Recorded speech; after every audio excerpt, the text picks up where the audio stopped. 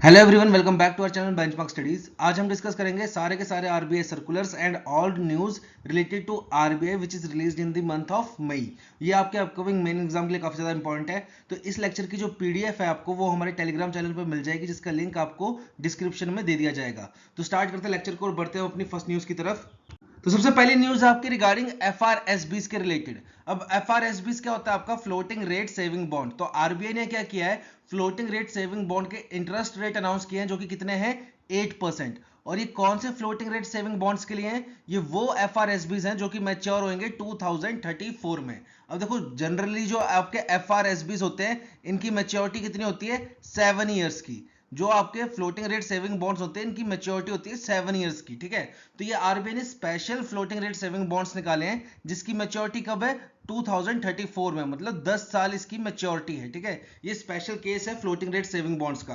और इस पे इंटरेस्ट रेट कितना अनाउंस किया है? 8%। तो देखो, जो फ्लोटिंग रेट सेविंग बॉन्ड्स होते हैं ना, इसका इंटरेस्ट रेट आपका 6 मंथ्स के बाद चेंज होता रहता है। जैसे कि साल में 2 बार इस पे इंटरेस्ट रेट अनाउंस होता है, ठीक है। पहले 6 मंथ्स के लिए कुछ और होगा, फिर नेक्स्ट 6 मंथ्स के लिए कुछ और होगा। और फिर ये जो इंटरेस्ट एकोमुलेट होता है वो 6 महीने बाद आपके अकाउंट में क्रेडिट भी हो जाता है, ठीक है। तो मतलब जो भी आपका इंटरेस्ट बनेगा वो 6 महीने बाद आपके अकाउंट में भी आता है। तो यहाँ पे मेन क्वेश्चन बनता है, आपका एफआरएसबी की मैच्योरिटी कितनी होती है? वैसे जनरली 7 ईयर्स की, ठीक है। मिनिमम कितने अमाउंट का आप एफआरएसबी इशू कर सकते हो? तो मिनिमम आप 1000 रुपए का सब्सक्राइब कर सकते हो और मैक्सिमम कोई लिमिट नहीं है इस पे। तो देखो, जो जनरल एफआरएसबी है ना, फ्लोटिंग रेट सेविंग बॉन्ड्स, इनकी मैच्योरिटी 7 ईयर्स की होती है। इसका इंटरेस्ट रेट कैसे डिसाइड करती है आरबीआई? इसका इंटरेस्ट रेट आरबीआई ने बोला है, जो भी आपका एनएससी नेशनल सेविंग सर्टिफिकेट पे इंटरेस्ट रेट चल रहा होगा उससे 0.35% ऊपर होगा। किस पे? एफआरएसबी पे, ठीक है। तो अभी जो इंटरेस्ट रेट चल रहा है नेशनल सेविंग सर्टिफिकेट पे वो कितना है? 7.7 प्लस 0.35 कर दो, तो जो अभी एफआरएसबी है जिनकी मैच्योरिटी 7 ईयर्स की है उस पर इंटरेस्ट रेट कितना मिल रहा है आपको? 8.05%, ठीक है। ये स्पेशल केस है जिसकी मैच्योरिटी 10 साल की है, ठीक है। ये एफआरएसबी 2034 जो है इसकी मैच्योरिटी कितनी हुई? 10 साल की हुई। तो इस पे इंटरेस्ट रेट 8% का लग रहा है, वरना इन जनरल एफआरएसबी की मैच्योरिटी कितनी होती है? 7 ईयर्स की। और इस पे इंटरेस्ट रेट कितना लगता है? एनएससी पे जो नेशनल सेविंग सर्टिफिकेट है उससे 0.35% ऊपर लगता है, मतलब 7.7 चल रहा है, 0.35 लगेगा तो यानी कि 8.5%, ठीक है। अब यहाँ पे एक इंपॉर्टेंट क्वेश्चन बनता है कि क्या हम फ्लोटिंग रेट सेविंग बॉन्ड्स जो है जिसकी मैच्योरिटी कितनी है? 7 ईयर्स की, ठीक है, तो उसको हम बीच में प्री मैच्योर क्लोजर कर सकते हैं? तो इसका आंसर होता है यस, पर इस पे एक एज क्राइटेरिया होता है, ठीक है। प्री मैच्योर क्लोजर कौन कौन करा सकते हैं? अगर आपकी एज 60 से लेके 70 तक हो, 70 से लेके 80 तक हो, या अबव 80 ईयर्स की हो। इस कैटेगरी में अगर आपकी एजेस आ रही हैं तो आप इसको प्री मैच्योर क्लोज करवा सकते हैं। अब यहाँ पे भी एक कंडीशन है, अगर आपकी एज 60 से 70 के बीच में आ रही है तो आपको एफआरएसबी कम से कम 6 साल चलाना ही पड़ेगा। 6 साल के बाद आप प्री मैच्योर क्लोजर करवा सकते हो। अगर आपकी एज 70 से 80 के बीच में है तो आपको कम से कम 5 साल एफआरएसबी चलाना ही पड़ेगा, उसके बाद आप प्री मैच्योर क्लोजर करवा सकते हो। और अब अबव 80 वालों के लिए मिनिमम क्राइटेरिया कितना है? 4 ईयर्स का। 4 ईयर्स के बाद आप फ्लोटिंग रेट सेविंग बॉन्ड को अपना क्लोज कर सकते हो। वो किसके लिए? अबव 80 ईयर्स ओल्ड के लिए, ठीक है। तो ये था आपका एफआरएसबी। बढ़ते हैं नेक्स्ट न्यूज की तरफ। नेक्स्ट न्यूज है आपकी रिगार्डिंग अनक्लेम डिपॉजिट के बारे में। तो आरबीआई बोल रहा है कि जो हमारे बैंक्स है इसमें अनक्लेम डिपॉजिट टोटल कितना पहुंच चुका है? 42,270 करोड़ का, ठीक है। जिसमें से अगर हम बात करें पब्लिक सेक्टर बैंक की तो इसका कंट्रीब्यूशन कितना है? 36,185 करोड़ का। और अगर हम प्राइवेट एंड फॉरेन बैंक्स की बात करें तो ये कितना है? 6,087 करोड़ का। अब देखो, अगर हम पब्लिक सेक्टर बैंक की बात करें तो सबसे ज्यादा पैसा अनक्लेम डिपॉजिट का किस बैंक की तरफ से आ रहा है? वो आ रहा है आपका एसबीआई की तरफ से, ठीक है। तो सबसे ज्यादा कंट्रीब्यूशन अनक्लेम डिपॉजिट में कौन से बैंक का? पब्लिक सेक्टर बैंक की बात करें तो एसबीआई का। अगर हम प्राइवेट सेक्टर बैंक की बात करें तो किस बैंक का सबसे ज्यादा कंट्रीब्यूशन है? वो है आपका आईसीआईसीआई का, ठीक है। और अगर हम फॉरेन बैंक की बात करें तो सबसे ज्यादा कंट्रीब्यूशन किस बैंक से आ रहा है अनक्लेम डिपॉजिट में? वो आ रहा है आपका डीएसबी का, ठीक है, डीएसबी बैंक का। अब यहाँ पे बात करते हैं कि भाई ये अनक्लेम डिपॉजिट होता क्या है। तो देखो, आपका किसी बैंक में एक अकाउंट है, ठीक है, एक अकाउंट है। अगर आप इस अकाउंट से कोई आउटवर्ड ट्रांजैक्शन नहीं कर रहे हो, आउटवर्ड ट्रांजैक्शन का मतलब क्या होता है आपका? जैसे कि आप अपने अकाउंट से ना कोई पैसा विड्रॉल कर रहे हो, ठीक है, ना किसी को ट्रांसफर कर रहे हो, ना अपने अकाउंट से कोई बिल पेमेंट कर रहे हो, ना अपने अकाउंट से कोई ऑनलाइन चीज परचेज कर रहे हो, मतलब आप ऐसी कोई भी ट्रांजैक्शन नहीं कर रहे हो अपने अकाउंट से जिससे कि क्या हो, जो पैसा हो वो आपके अकाउंट से माइनस हो, ठीक है, डेबिट हो। ऐसी कोई भी ट्रांजैक्शन नहीं कर रहे हो आप, उसको बोलते हैं हम आउटवर्ड ट्रांजैक्शन। तो अगर आप ऐसी कोई भी ट्रांजैक्शन नहीं कर रहे हो अपने अकाउंट से 2 सालों के लिए, तो आपका अकाउंट किस कैटेगरी में आ जाता है? आपका अकाउंट आ जाता है इनऑपरेटिव कैटेगरी में। आपके अकाउंट को क्या बोला जाता है? इनऑपरेटिव अकाउंट, ठीक है। 2 साल तक आपने कोई आउटवर्ड ट्रांजैक्शन नहीं की तो आपका अकाउंट क्या हो जाएगा? इनऑपरेटिव। फिर उसके अगले 8 साल तक, ठीक है, अगर हम टोटल में बात करें तो टोटल कितना हो गया? 10 साल, ठीक है। पहले 2 साल में क्या हो जाएगा? इनऑपरेटिव, और उसके 8 साल तक आपने फिर कोई आउटवर्ड ट्रांजैक्शन नहीं की तो आपका अकाउंट क्या हो जाएगा? अनक्लेम्ड डिपॉजिट, ठीक है, अनक्लेम्ड अकाउंट। और जो भी आपके अकाउंट में पैसा होगा ये कहां चला जाएगा? ये चला जाएगा डेफ फंड में। डेफ की फुल फॉर्म इंपॉर्टेंट है यहाँ पे, deposit education and awareness fund. ये फंड कहाँ मेंटेन होता है? ये फंड होता है मेंटेन आरबीआई के पास। तो आपका सारा पैसा आरबीआई के पास चला जाता है अगर आप 10 साल तक कोई आउटवर्ड ट्रांजैक्शन नहीं कर रहे हो अपने अकाउंट से, ठीक है। अब यहाँ पे बात होती है कि भाई आरबीआई के पास इतना पैसा इकट्ठा हो गया है, ये क्यों हो जाता है? क्योंकि देखो आधे से ज्यादा लोगों को ना इंफॉर्मेशन ही नहीं होती कि मैंने कब कैसे, जैसे कि देखो स्कूल टाइम में क्या होता है, घर वाले खाता खुलवा देते हैं आपका, ठीक है, एज अ बच्चे होते हो आप, ठीक है, तो आपका खाता कहीं खुलवा देते हैं। बड़े होकर आपको खुद ही याद नहीं रहता कि भाई मेरा खाता कहाँ कहाँ था, ठीक है। तो उससे क्या होता है, वो आपका पैसा डेफ में चला जाता है। अब आरबीआई के पास बहुत सारा ये पैसा इकट्ठा हो गया, तो आरबीआई ने क्या किया? एक उद्गम पोर्टल बनाया। ये आपके लिए काफी इंपॉर्टेंट है, उद्गम पोर्टल। इसमें क्या होगा आपका, इसमें आपके जो भी डेफ अकाउंट्स है उसकी इंफॉर्मेशन पब्लिक के लिए शो की जाती है, ठीक है। तो उद्गम की फुल फॉर्म इंपॉर्टेंट है, unclaim deposit gateway to access information. साथ ही साथ रिसेंटली आरबीआई ने एक कैंपेन भी चलाया था पीछे, जैसे वो क्या था? 100 डेज 100 पेज, ठीक है। तो यहां से ये क्वेश्चन भी बन सकता है कि भाई 100 डेज 100 पे कैंपेन किस चीज के लिए चलाया गया था?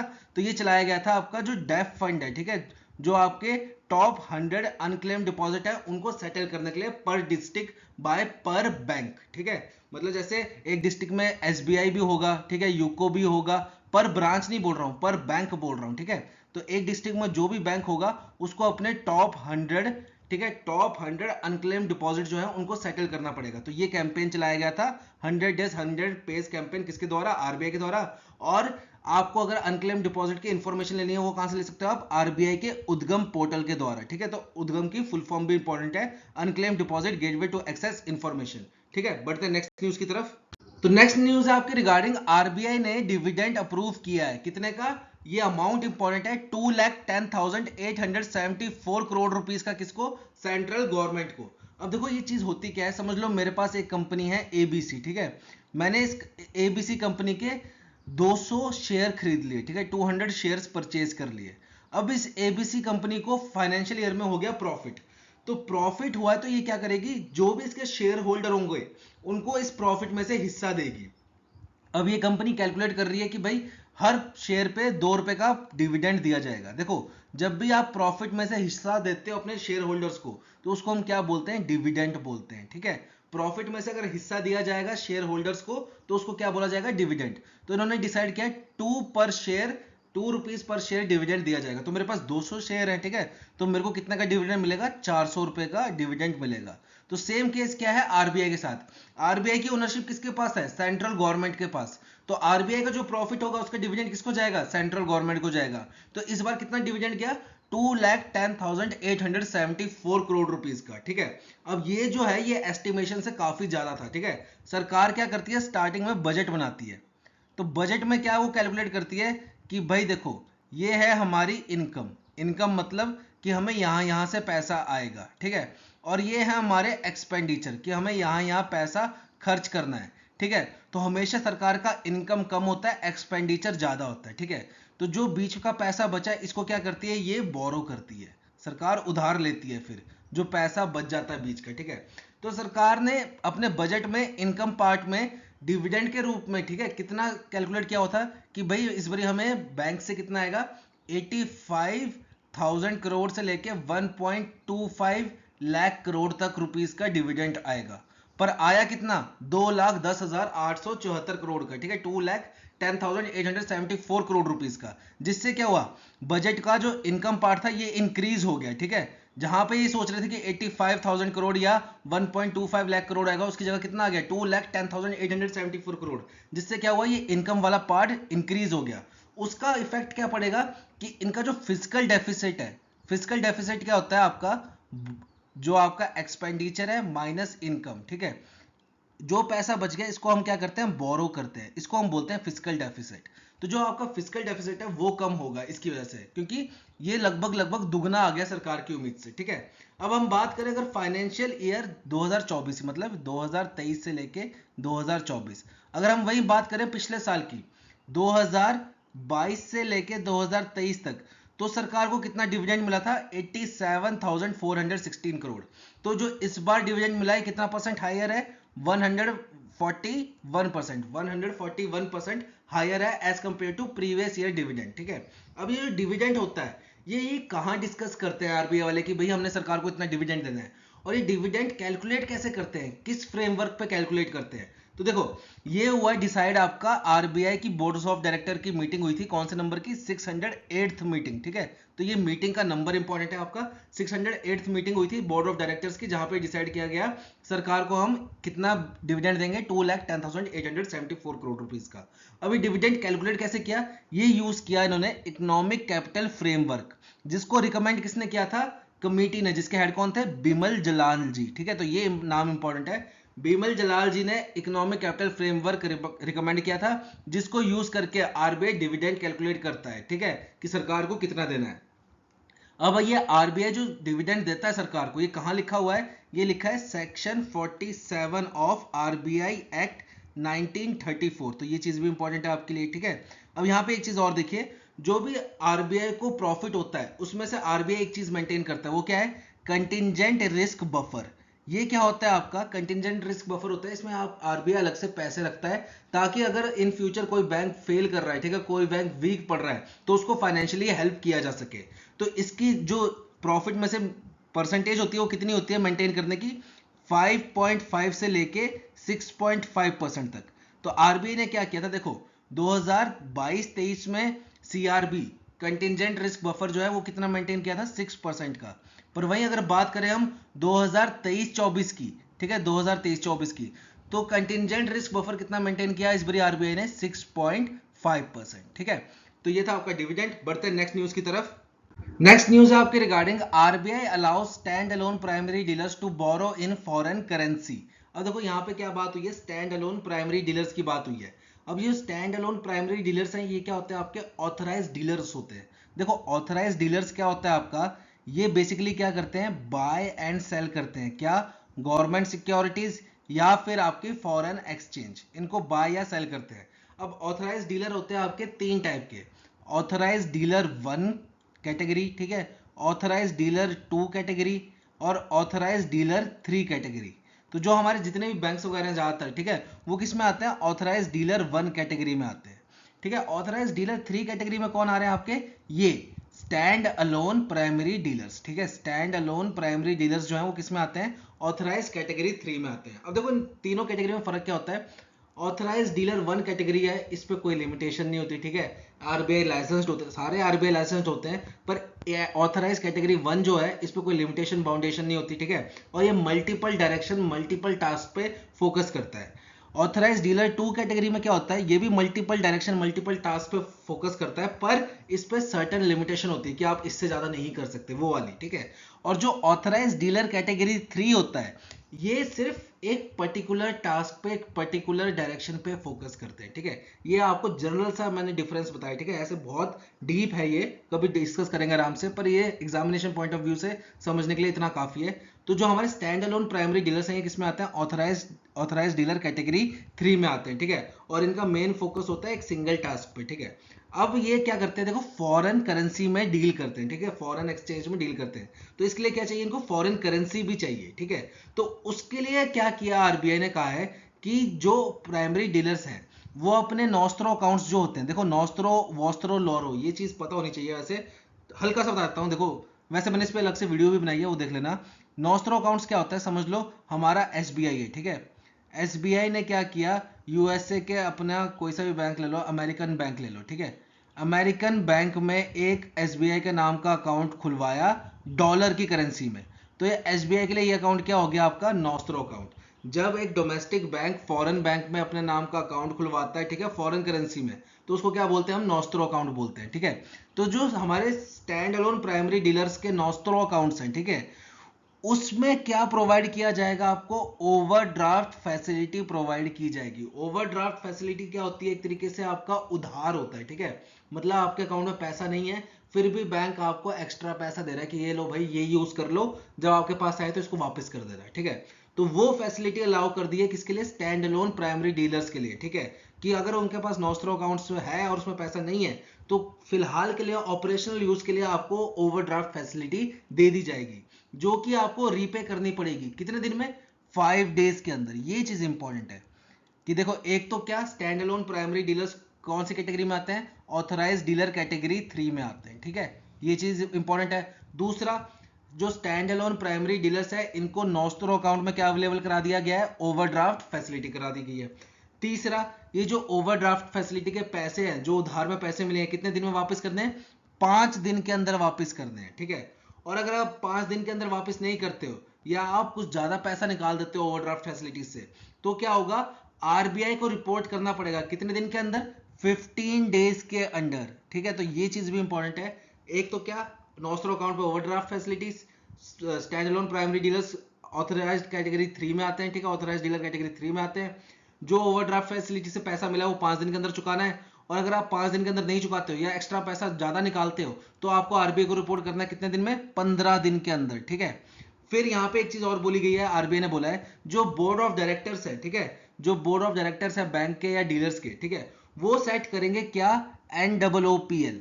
तो इसकी फुल फॉर्म इंपॉर्टेंट है, वो क्या है आपका, नेट ओवरनाइट पोजीशन लिमिट। इसको कौन सेट करेगा, बोर्ड मेंबर सेट करेंगे। पर देखो, बोर्ड मेंबर कितना भी सेट करें, ये 25% से ज्यादा नहीं हो सकती टायर 1 और टायर 2 कैपिटल के। मतलब अगर आपके बैंक की टायर 1 टायर 2 कैपिटल 100 करोड़ है, ठीक है, तो आप 25 करोड़ से ज्यादा का वो नहीं कर सकते, क्या, नेट ओवरनाइट पोजीशन लिमिट, ठीक है, 25 करोड़ से ज्यादा का नहीं कर सकते। अब देखो, बोर्ड ऑफ डायरेक्टर्स के ऊपर है, वो इसको 5% रखे, 7% रखे, 8% रखे, 10, मतलब वो 0 से लेके 25% तक कुछ भी रख सकता है, पर 25% से ज्यादा नहीं रख सकता। आरबीआई ने मैक्सिमम कैप कितने का दिया है, 25% का, उससे कम का डिसीजन बोर्ड्स मेंबर के ऊपर है, ठीक है। तो ये था आपका स्टैंड अलोन प्राइमरी डीलर्स। बढ़ते हैं नेक्स्ट न्यूज की तरफ। नेक्स्ट न्यूज है आपकी रिगार्डिंग आरबीआई की एनुअल रिपोर्ट के बारे में, ठीक है। तो इसमें जो मेन इंपॉर्टेंट पॉइंट्स है वो हमने यहाँ पे डिस्क्राइब किए हैं। तो सबसे पहली बात, आरबीआई बोल रहा है कि जो हमारा 2024 से 25 का साल होगा, इसमें इंडिया की जीडीपी ग्रो कितने परसेंट से करेगी, 7% से। देखो, सेम टू सेम आरबीआई ने 2023-24 के लिए भी बोला था कि इंडिया की जीडीपी 7% से ग्रो करेगी, पर असलियत में ग्रो कितने परसेंट से की, 7.6% से ग्रो करेगी, ठीक है। वही आरबीआई ने बोला है कि जो हमारा फाइनेंशियल ईयर था 2024, मतलब 2023 से लेके 2024, तो इसमें जो आरबीआई की इनकम है वो 17% से इंक्रीज हुई, ठीक है, और कितनी हुई, 2.75 लाख करोड़। और जो एक्सपेंडिचर है वो 56% से डिक्लाइन हुआ, ठीक है, जिसकी वजह से क्या हुआ, सरकार को डिविडेंड गया, अभी हमने पढ़ा था ना, सरकार को डिविडेंड गया कितना, 2,10,874 करोड़ रुपीस का, ठीक है, जो कि कितना परसेंट ज्यादा था पिछले साल से, 141%, ठीक है। तो ये चीज याद रखना आप, ठीक है। साथ में आरबीआई ने क्या किया है, 42,800 करोड़ का कंटिजेंसी फंड बनाया है, किस, कौन से ईयर के लिए, फाइनेंशियल ईयर 2024, मतलब 2023 से 2024 के लिए कितना कंटिजेंसी फंड बनाया, 42,800 करोड़। अब ये कंटिजेंसी फंड क्या है, अभी हमने डिस्कस किया था ना एक सीआरबी, कंटिजेंसी रिस्क बफर, जो आरबीआई ने कितना मेंटेन किया है, 6.5%।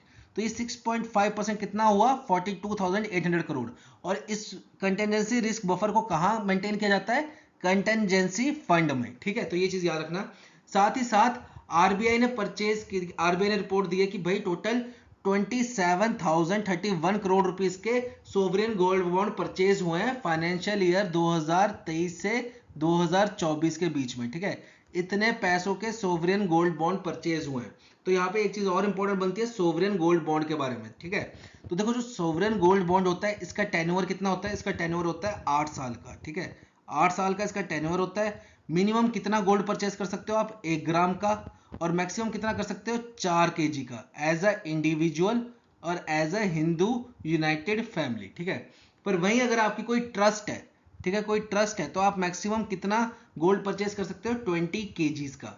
ठीक है, तो जो अमाउंट का आपने गोल्ड परचेज किया है इस पे आपको 2.5% का इंटरेस्ट भी लगता है एनुअली, जो कि आपको साल में 2 बारी पे भी होता है। ठीक है, जो आपका 2.5% का आपको परचेज पे इंटरेस्ट लगेगा वो साल में 2 किस्तों में आपको पे भी कर दिया जाता है। ठीक है, तो ये सोवरेन गोल्ड बॉन्ड की खासियत है, तो इससे भी क्वेश्चन आ सकता है आपका। ठीक है, जो एक्स्ट्रा इन्फॉर्मेशन है।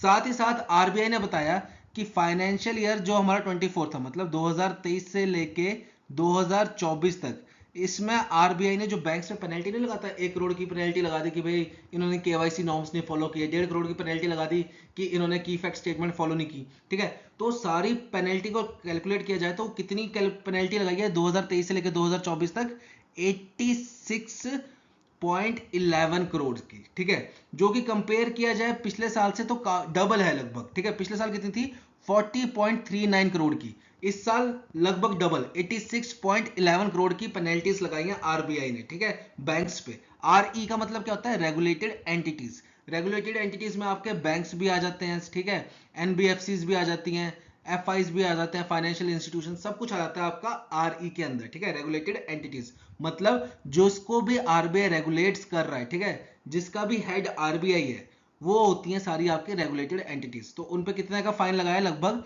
86.11 करोड़ का फॉर फाइनेंशियल ईयर 24। ठीक है, बढ़ते हैं नेक्स्ट स्लाइड की तरफ। नेक्स्ट न्यूज है आपकी जिसमें बताया जा रहा है कि जो बैंक में फ्रॉड केसेस हैं उसमें भी काफी ज्यादा इंक्रीज आया है। ठीक है, अगर हम फाइनेंशियल ईयर 23 की बात करें तो टोटल फ्रॉड केसेस थे 13,564 केसेस। वहीं अगर हम फाइनेंशियल ईयर 24 की बात करें, मतलब 2023 से 24 की बात करें, तो टोटल फ्रॉड केसेस कितने हैं, 36,075। मतलब ओवरऑल इंक्रीज कितने का हुआ, 166% का। ठीक है, और इसमें मैक्सिमम केसेस जो है वो यूपीआई रिलेटेड है। ठीक है, जो आपका ऑनलाइन फ्रॉड होता है उसके रिलेटेड है। फिर नेक्स्ट आरबीआई बोल रहा है कि आप अपनी एसआरओएफटी, इसकी फुल फॉर्म इंपॉर्टेंट है, क्या है आपकी, सेल्फ रेगुलेटरी ऑर्गेनाइजेशन, किसके लिए, फाइनेंशियल टेक्नोलॉजी, फिनटेक जिसको बोलते हैं आप। ठीक है, तो आप अपनी खुद की सेल्फ रेगुलेटरी ऑर्गेनाइजेशन बना सकते हो फिनटेक सेक्टर के लिए। उसके लिए मिनिमम क्राइटेरिया क्या है कि आपने जिस साल अप्लाई किया, ठीक है, सेल्फ रेगुलेटरी ऑर्गेनाइजेशन के लिए अप्लाई किया, उस साल आपकी कंपनी का net own fund minimum 2 crore rupees का होना चाहिए। ठीक है, साथ ही साथ जो आपकी कंपनी है वो नॉन प्रॉफिट ऑर्गेनाइजेशन होनी चाहिए। और तीसरी कंडीशन ये है, जो भी आपकी कंपनी के शेयर होल्डर्स हैं, तो किसी का भी शेयर जो है, ठीक है, शेयर होल्डिंग जो है वो 10% से ज्यादा का नहीं हो सकता एक कंपनी में। ठीक है, मतलब जो भी आपके शेयर होल्डर्स हैं वो 10% से ज्यादा का शेयर नहीं होल्ड कर सकते इस कंपनी में फॉर सेल्फ रेगुलेटरी ऑर्गेनाइजेशन के लिए। ठीक है, नेक्स्ट आरबीआई ने क्या किया है, एमएसपी इंश्योर किया। ठीक है, मिनिमम सपोर्ट प्राइस, किसके लिए, आपके खारिफ एंड राबी क्रॉप्स के लिए, और वो कितना होगा, 50% over the cost of production. मतलब अगर खारिफ क्रॉप को प्रोड्यूस करने में 100 रुपए लगा है तो मिनिमम आपका एमएसपी कितना होगा, 150 रुपए। ठीक है, जो भी आपकी प्रोडक्शन में कॉस्ट लगी है उससे 50% ऊपर, उसका 50% और, मतलब 150% जितना भी है। ठीक है, समझ लो, जैसे समझ लो आपने एक खारिफ क्रॉप का सीजन लगाया, ठीक है, आपके टोटल 5,000 रुपए लगे। ठीक है, तो मिनिमम आपको सपोर्ट प्राइस कितना का मिलेगा, 7,500 का। जितना आपका कॉस्ट ऑफ प्रोडक्शन लगा है उसका 50% ज्यादा। ठीक है, ये आपका एमएसपी इंश्योर किया है आरबीआई ने। अब आरबीआई क्यों कर रहा है, क्योंकि देखो आरबीआई केसीसी लोन्स देता है। ठीक है, केसीसी लोन देता है, किसान क्रेडिट कार्ड जिसको बोलते हैं, और वो किसके ऊपर देता है, जमीन के ऊपर देता है। और जमीन के ऊपर क्यों देता है, ताकि किसान जो है वो अपनी खारिफ और राबी क्रॉप्स जो है वो उसको उगाए और उगा के उसको बेचे, और बेच के जो पैसा मिलेगा उससे वो लोन को भरेगा। ठीक है, तो इसलिए एमएसपी किसने इंश्योर किया, आरबीआई ने। ठीक है, आरबीआई साथ में ये बोल रहा है, एनपीसीआई के साथ टाई अप किया आरबीआई ने, और इनका लक्ष्य ये है कि फाइनेंशियल ईयर 29, मतलब 2028 से 29 तक, ठीक है, ये लगभग यूपीआई सर्विस जो है वो 20 कंट्रीज में प्रोवाइड करेंगे, जिससे क्या होगा, रुपी की वैल्यू जो है वो और ज्यादा ग्रो करेगी। ठीक है, तो ये टारगेट है आरबीआई और एनपीसीआई का। बढ़ते हैं नेक्स्ट स्लाइड की तरफ। नेक्स्ट न्यूज है आपकी रिगार्डिंग, आरबीआई ने अलाउ किया है पीआरओआईज को। पीआरओआईज क्या है, आपका पर्सन रेजिडेंट आउटसाइड इंडिया, जिसमें आपके एनआरआई भी आते हैं।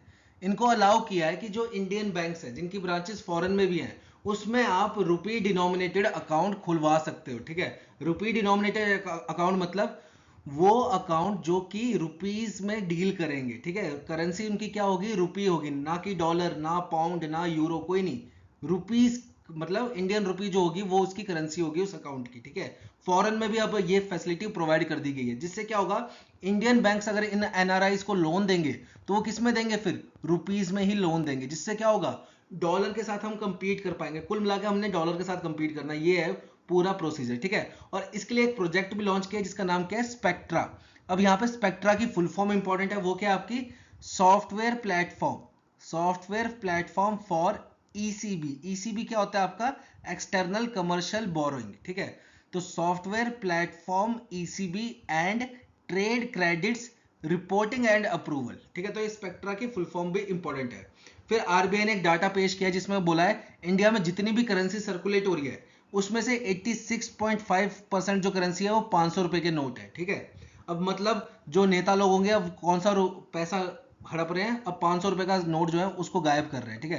देखो पहले क्या होता था, 1000 का गायब करते थे, 1000 का बंद कर दिया, फिर 2000 के गायब करने लग पड़े, अब 2000 का बंद कर दिया, 500 के नोट गायब करेंगे, ठीक है। तो जो इंडिया में जितनी भी सर्कुलेशन हो रही है मनी की उसमें से 86.5% कॉन्ट्रीब्यूट कौन कर रहा है, 500 के नोट कर रहे हैं, ठीक है।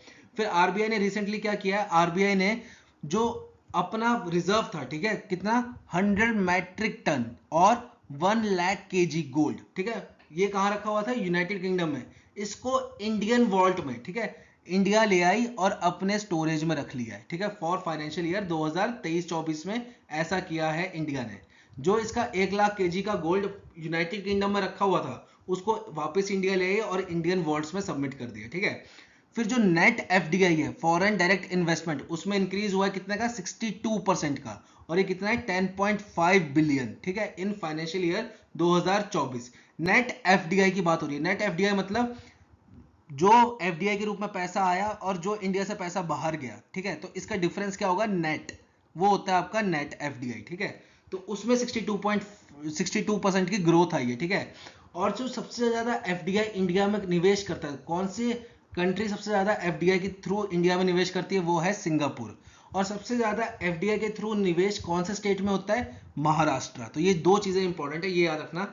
साथ ही साथ outward remittance under LRS, LRS क्या आपका, लिबरलाइज्ड रेमिटेंस स्कीम, इसने न्यू हाई रिकॉर्ड सेट किया है और कितना का हुआ है, 31.73 बिलियन का लिबरलाइज्ड रेमिटेंस स्कीम के थ्रू आउटवर्ड रेमिटेंस हुआ है। अब देखो लिबरलाइज्ड रेमिटेंस स्कीम के थ्रू आप एक साल में मैक्सिमम कितना पैसा सेंड कर सकते हो, यूएसडी 2,50,000, ठीक है, इतना पैसा आप सेंड कर सकते हो। तो इतना पैसा इंडिया वाले बाहर क्यों भेज रहे हैं, देखो आजकल क्या कर रहे हैं बच्चे, बाहर ग्रेजुएशन करना प्रेफर कर रहे हैं, ठीक है, तो एक तो उसके रूप में जा रहा है, फिर मेडिकल ट्रीटमेंट्स के लिए पैसा बाहर जा रहा है, ठीक है, फिर आप घूमने फिरने जा रहे हो तो उसके लिए पैसा बाहर जा रहा है। तो इसके इन सारी चीजों की वजह से जो अपना रेमिटेंस है आउटवर्ड वो भी काफी ज्यादा इंक्रीज कर रहा है, ठीक है। तो बढ़ते हैं नेक्स्ट न्यूज की तरफ। तो नेक्स्ट न्यूज आपकी regarding RBI revises banks capital market exposure norm for T+1 settlement. अब ये सर्कुलर थोड़ा सा टिपिकल है तो उसको आराम से समझने की कोशिश करेंगे।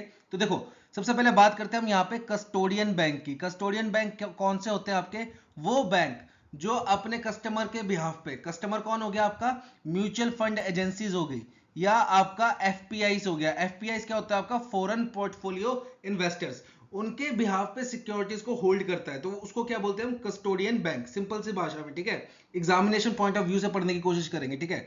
तो यहाँ पे बात हो रही है आईपीसी की। आईपीसी क्या है आपका, irrevocable payment commitments for T+1 settlement. अब यहां पे समझिएगा बात को, कस्टोडियन बैंक समझ आ गया, जो अपने म्यूचुअल फंड एजेंसीज या फॉरेन पोर्टफोलियोज इन्वेस्टर्स के बिहाफ पे सिक्योरिटीज को होल्ड करता है, ठीक है, उसको बोलते हैं हम कस्टोडियन बैंक। अब यहाँ पे बात समझते हैं T+1 सेटलमेंट क्या होता है। देखो पहले क्या होता था, अगर आप as a mutual fund agencies हो या फॉरेन पोर्टफोलियो इन्वेस्टर हो, आपने एक एक्सचेंज में कोई ट्रेड किया, ठीक है, या डेरिवेटिव परचेज किया या कोई शेयर परचेज किया, ठीक है, तो उस दिन क्या होता था, जिस दिन आप उसको परचेज करोगे उसको क्या बोलते थे हम, ट्रेड डे। जैसे आज है ट्यूसडे, ठीक है, आपने ट्यूसडे को 100 शेयर परचेज कर लिए, ठीक है, तो ट्यूसडे क्या कहलाया जाएगा, ट्रेड डे।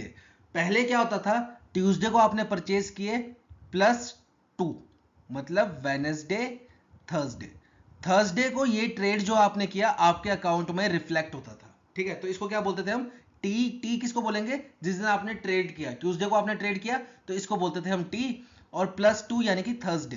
पहले आपने जो ट्रेड किया वो 2 दिन बाद, ठीक है, थर्सडे को आपके अकाउंट में रिफ्लेक्ट होता था, ये होता था पहले।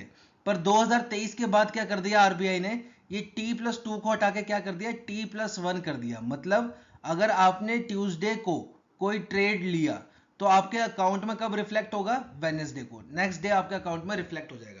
तो ये हो गया t+1 सेटलमेंट, ठीक है। अब यहाँ पे क्या बोल रहा है बैंक, वो कस्टोडियन बैंक्स, ठीक है, लायबल होंगे किस चीज के लिए, अगर समझ लो एक म्यूचुअल फंड एजेंसीज है, ठीक है, उसका कोई कस्टोडियन बैंक है, समझ लो एक्सिस बैंक, ठीक है। अब यहाँ पे क्या हुआ, म्यूचुअल फंड एजेंसी ने बोला कि हम भाई 100 करोड़ रुपए के शेयर्स जो है वो आपके परचेज करेंगे, और आज है ट्यूसडे, ठीक है, तो ट्यूसडे को इन्होंने ऑर्डर प्लेस कर दिया। अब सेटलमेंट कब होगी, वेडनेसडे को, मतलब वेडनेसडे को म्यूचुअल फंड एजेंसी के अकाउंट से पैसे कटेंगे और इसको शेयर अलॉट हो जाएंगे। पर वेडनेसडे को क्या हुआ, म्यूचुअल फंड एजेंसीज के पास पैसे नहीं थे उसके अकाउंट में, तो यहां पे किसकी लायबिलिटी बनेगी, कस्टोडियन बैंक की, एक्सिस बैंक की लायबिलिटी बनेगी, उसको पैसे देने पड़ेंगे म्यूचुअल फंड एजेंसी के बिहाफ पे। पर यहाँ पे एक बेनिफिट एक्सिस बैंक का भी है, जो 100 करोड़ के शेयर थे, ठीक है, जो कि म्यूचुअल फंड परचेज कर रहा था अपने नाम पे, अब म्यूचुअल फंड ने पैसे दिए नहीं, पैसे किसको देने पड़ गए, कस्टोडियन बैंक को, तो जो शेयर जो अलॉट होंगे वो भी किसको होंगे, कस्टोडियन बैंक के नाम पे अलॉट होंगे, एक्सिस बैंक के नाम पे अलॉट होंगे। तो ये होता है, ये क्या था आपका इररिवोकेबल पेमेंट कमिटमेंट, ये किसको देनी पड़ती है, आपके कस्टोडियन बैंक को, ठीक है। किस केस में, जिस केस में जो आपके पार्टनर्स हैं, जैसे म्यूचुअल फंड एजेंसी हो गई या फॉरेन पोर्टफोलियो इन्वेस्टर हो गए, वो पेमेंट नहीं करते हैं सेटलमेंट वाले दिन, ठीक है, उस केस में किसको लायबिलिटी किसकी क्रिएट हो जाएगी, कस्टोडियन की, और उसको क्या देना पड़ेगा, इररिवोकेबल पेमेंट कमिटमेंट देना पड़ेगा, ठीक है, और उसको पैसे देने पड़ जाएंगे उनके बिहाफ पे। पर फायदा इसमें कस्टोडियन बैंक का भी है, जो भी शेयर परचेज कर रहे थे वो किसके नाम पे परचेज होंगे, अब कस्टोडियन बैंक के नाम पे परचेज होंगे, ठीक है। तो ये तो आपका इररिवोकेबल पेमेंट कमिटमेंट, ठीक है, और t+1 सेटलमेंट। अब यहाँ पे देखो जो मेन क्रक्स है इस चीज का, ठीक है, जहां से क्वेश्चन बनेगा आपका, वो ये कि देखो कैपिटल मार्केट एक्सपोजर, ठीक है, ये क्या होता है आपका कैपिटल मार्केट एक्सपोजर, मतलब कि एक बैंक ने, चलो ठीक है, इसके म्यूचुअल फंड एजेंसी या फॉरेन पोर्टफोलियो वाले ने पैसे नहीं दिए और कस्टोडियन बैंक ने पैसे दे दिए, अब क्या उसको पैसे देने में रिस्क है, बिल्कुल रिस्क है, उसको क्या बोलते हैं हम, कैपिटल मार्केट एक्सपोजर, ठीक है। तो यहाँ पे रिस्क किस चीज का है, देखो ट्यूसडे को 100 करोड़ के शेयर खरीद रहे थे, ठीक है, और शेयर की एक शेयर की वैल्यू थी 10 रुपए। अब सेटल कब होंगे वो, वेडनेसडे को, ठीक है, वेडनेसडे को सेटल होंगे और वेडनेसडे को इसकी कीमत हो गई 8 रुपए, ठीक है, तो 2 रुपए पर शेयर का लॉस हुआ किसको, कस्टोडियन बैंक को। तो ये लॉस होता है, इसको बोलते हैं हम कैपिटल मार्केट एक्सपोजर। तो देखो यहाँ पे डिफरेंस क्या है, पहले t+2 की साइकिल चलती थी, तो जो CME कैपिटल मार्केट एक्सपोजर था वो कितना होता था, 50% का, 50% का, क्यों, टी पहले दिन भी 20% की गिरावट हो सकती है मार्केट में, दूसरे दिन भी 20% की गिरावट हो सकती है, और 10% का एडिशनल बफर लेते थे। देखो 20% की मैक्सिमम गिरावट होती है और मैक्सिमम प्रॉफिट होता है, इसको बोलते हैं हम सर्किट, लोअर सर्किट और अपर सर्किट, ठीक है। जैसे अभी आपने रिसेंटली देखो ओला का आईपीओ अभी लॉन्च हुआ, ठीक है, फ्राइडे को लॉन्च हुआ, फ्राइडे को इसको 20% की ग्रोथ मिल गई, 20% के बाद ग्राफ ऐसे हो गया, क्यों, क्योंकि 20% मैक्सिमम एक दिन का प्रॉफिट होता है, अपर सर्किट बोलते हैं, ठीक है। फिर मंडे को दोबारा मार्केट खुला और दोबारा ये ऐसे बढ़ता गया, फिर ऐसे फ्लैट हो गया, क्यों, क्योंकि फिर से इसका 20% का जो प्रॉफिट था वहां पे पहुंच गया। तो ये अपर सर्किट लोअर सर्किट होता है, ये मैक्सिमम कितना होता है, 20% का, ठीक है। एक शेयर मैक्सिमम कितना डाउन जाएगा, 20% एक दिन में, मैक्सिमम अप जाएगा कितना, 20% एक दिन में, ठीक है। तो पहले t+2 की साइकिल होती थी, तो एक दिन का 20% हो गया, अगले दिन का 20% हो गया, और 10% एडिशनल बफर, तो कैपिटल मार्केट एक्सपोजर कितना होता था, 50% का।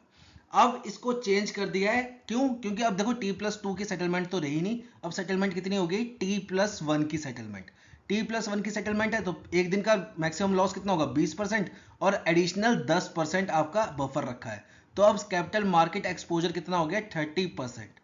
अब देखो ये 30% 50% से फर्क क्या पड़ रहा है एक चीज को, ये थोड़ा मैं ज्यादा डिटेल में पढ़ा रहा हूं क्योंकि अच्छी चीज है, समझ लेना इसको, ठीक है।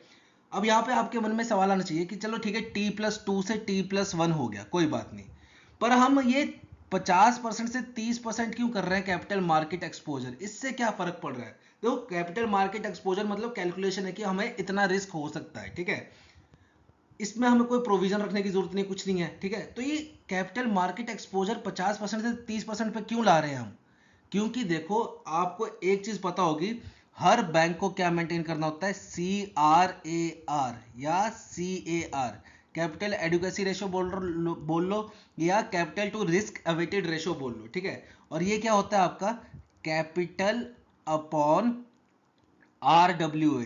RWA क्या होता है, रिस्क वेटेड एसेट, ठीक है।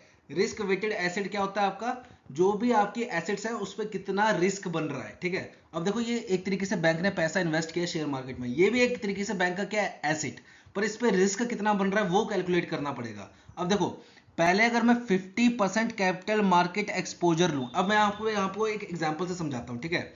अगर देखो इसके आगे आपको समझ आ रहा है तो भी ठीक है, नहीं आ रहा तो आप थोड़ा अगले आगे चले जाना वीडियो में, ठीक है, और नेक्स्ट न्यूज कवर कर लेना, ये मैं एक्स्ट्रा बता रहा हूं। अब इसमें देखो क्या चीज है, सपोज एक कंपनी ने 100 रुपए लगाए, ठीक है, 100 रुपए लगाए एक शेयर पे, ठीक है। और पहले बात करते हैं हम T+2 सेटलमेंट की। तो T+2 सेटलमेंट के हिसाब से कैपिटल मार्केट एक्सपोजर कितने रुपीस का बना, 50 रुपए का, क्योंकि देखो 50% होता है ना, तो कैपिटल मार्केट एक्सपोजर बना 50 रुपए का। और वहीं अगर मैं T+1 सेटलमेंट की बात करूं तो इसका कैपिटल मार्केट एक्सपोजर कितने का बना, 30 रुपए का, ठीक है। अब मैं बात करूं RWA, रिस्क वेटेड एसिड्स, ठीक है, तो वो किस पे कैलकुलेट होता है, वो होता है आपका CME पे, कैपिटल मार्केट एक्सपोजर पे। और ये कितना होता है RWA, ये होता है 125% ऑफ CME, ठीक है। जो भी आपका कैपिटल मार्केट एक्सपोजर होगा उसका 125% होगा आपका क्या, रिस्क वेटेड एसेट्स, ठीक है। अब देखो थोड़ा समझने की कोशिश करना मैं क्या बोल रहा हूं। अब देखो अगर मैं T+2 की बात करूं, यहां पे T+2 की बात करूं तो CME कितना था इसका, 50 रुपीज, ठीक है। इसका 125% करूं मैं, ठीक है, 125% करूं तो वो कितना आता है आपका 62.5, 62.5, ठीक है। और वहीं अगर मैं T+1 की बात करूं तो उसका CME कितना था, 30 रुपीज का। इसका 125 करूं मैं, अगर इसका अगर 125 करूं तो ये कितना आएगा आपका 37.5। अब इससे फर्क क्या पड़ेगा, देखो पहले केस में अगर मैं T+2 की बात करूं तो CRAR बैंक को कितना मेंटेन करना पड़ता है, 9% मिनिमम, ठीक है, मिनिमम 9% मेंटेन करना पड़ता है। अब देखो बैंक की कैपिटल तो उतनी ही रही, ठीक है। पहले केस में क्या हुआ, 62.5 नीचे आ गया, ठीक है। तो देखो अब मेरे को ये 9% मेंटेन करना है, डिनोमिनेटर जो है वो मेरा इंक्रीज हो गया, तो अब मेरे को इसकी वैल्यू 9% मेंटेन करनी, तो मेरे को क्या करना पड़ेगा, कैपिटल भी इंक्रीज करना पड़ेगा, ठीक है। वहीं अगर मैं T+1 की बात करूं, ठीक है, कैपिटल हमारी ये रही, नीचे कितना आएगा डिनोमिनेटर में 37.5। अब आप मेरे को बताइए दोनों की वैल्यू अगर मेरे को 9% लानी है तो कैपिटल किस केस में कम चाहिए, कैपिटल इसके केस में कम चाहिए, ठीक है। तो सारी बात घूम फिर के ये आई कि भाई 50% को हटा के हमने 30% क्यों किया, ताकि हमें कैपिटल ज्यादा ना मेंटेन करना पड़े, ठीक है, कैपिटल ज्यादा ना बढ़ानी पड़े CRAR को 9% मेंटेन करने के लिए। तो सारी कहानी यहां थी। इसका देखो मेन क्रक्स क्या है, एक तो आपका IPC, इररिवोकेबल पेमेंट कमिटमेंट्स, ठीक है। दूसरा ट्रेड साइकिल T+2 से कितनी हो गई है, T+2 से हटके अब कितनी हो गई, T+1, ठीक है। तो कैपिटल मार्केट एक्सपोजर जो T+2 के केस में कितना था 50%, ठीक है, उसको घटा के अब कितना कर दिया 30%। 30% कैसे, एक दिन का 20% lower circuit plus 10% additional buffer, ठीक है। आई होप ये क्लियर हुआ होगा आपको, ठीक है। नहीं भी होगा तो ये चीज बस याद रख लेना कि T+2 में कितना था 50% का, T+1 में कितना है 30% का। 30% का कैसे, 20% का डाउनफॉल एक दिन का और 10% का एडिशनल बफर, ठीक है। ये चीज मेन है आपकी। और एक कस्टोडियन बैंक क्या होता है ये थोड़ा सा हिंट याद रखिएगा, ठीक है। बढ़ते हैं नेक्स्ट न्यूज की तरफ। अब यहाँ पे हम डिस्कस करेंगे इंपॉर्टेंट वन लाइनर्स, ठीक है, जो मेन पूरे मंथ के वन लाइनर्स थे उनको डिस्कस करेंगे। तो सबसे पहली बात आ रही है हमारी कि RBI ने 91 लाख रुपीस की पेनल्टी लगाई है किस पे, यस बैंक पे। क्यों, क्योंकि ये जो आपके जीरो बैलेंस अकाउंट थे उनमें से फीस काट रहे थे, चार्जिंग फीस काट रहे थे, ठीक है, जो कि जीरो बैलेंस अकाउंट थे। और क्या कर रहे थे ये, कस्टमर के नाम पे फेक, ठीक है, कस्टमर के नाम पे फेक अकाउंट्स खोल रहे थे for personal use, internal use, bank के इंटरनल यूज के लिए कस्टमर के नाम पे फेक अकाउंट्स खोल रहे थे, ठीक है। तो इसके लिए आरबीआई ने 91 लाख की पेनल्टी लगाई यस बैंक पे, ठीक है। फिर आरबीआई ने आईसीआईसीआई बैंक पे पेनल्टी लगाई है ₹1 करोड़ की। क्यों? ये non compliance of loan and advances, ठीक है। बेसिकली ये जो की फैक्ट स्टेटमेंट्स थी उसको इशू नहीं कर रहे थे कस्टमर को। की फैक्ट स्टेटमेंट क्या होता है? इसमें आपकी लोन की पूरी डिटेल होती है कि भाई आपको इतने, मतलब जो भी हिडन चार्जेस होंगे, कुछ भी होगा, वो सब इस की फैक्ट स्टेटमेंट में शो किया जाता है, ठीक है, एक बैंक के द्वारा। तो इसको हाइड कर रही थी कस्टमर से, मेन दिक्कत ये थी आईसीआईसीआई बैंक की। तो इसके लिए आरबीआई ने 1 करोड़ रुपए की पेनल्टी लगाई है आईसीआईसीआई बैंक पे, ठीक है। फिर आरबीआई ने पिछले साल, ठीक है, पिछले साल तो क्या मतलब थोड़े टाइम पहले बैंक ऑफ बड़ौदा की बीओबी वर्ल्ड ऐप थी, उस पर बैन लगाया था, ठीक है। तो अब आरबीआई ने वो बैन भी हटा दिया बीओबी वर्ल्ड ऐप पे, ठीक है। बैन किस लिए लगाया था?